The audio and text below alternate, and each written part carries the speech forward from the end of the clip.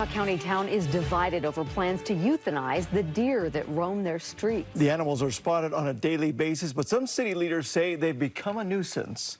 News specialist Shelby Lofton joins us live from appropriately named Elk Ridge.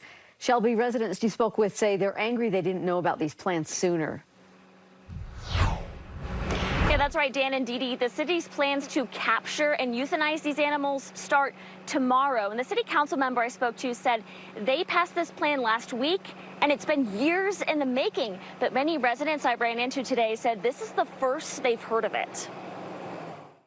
They walk around through our backyard. It's kind of a sanctuary for them. For many people living in Elk Ridge, their yards come with a view. This is normal. We have deer in our yard every day. The residents admit they had to make some adjustments living with these neighbors. They do destroy some of my yard. We've learned to find a lot of plants that the deer won't eat. They keep a close eye on their pets. Usually it's our dogs harassing the deer, not the other way around. While some are accustomed to the deer, There's a reason why this place is called Elk Ridge. others see them as a nuisance. We're having a lot of roadkill. We've had a couple instances where we've had pets that have been killed. City Council member Jared Peterson says this is an issue he's discussed in meetings for years. We've spent a lot of time with the DWR to find out.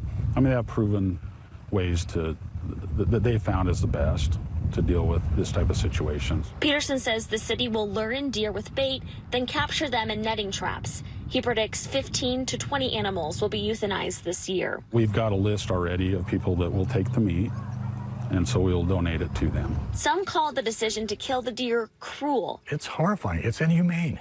And in this case, it's unnecessary. The Utah Division of Wildlife Resources no longer relocates deer due to a risk of spreading disease and low survival rates during the relocation process. Cindy Ellis says there's not an overpopulation problem in Elk Ridge. I am an animal lover.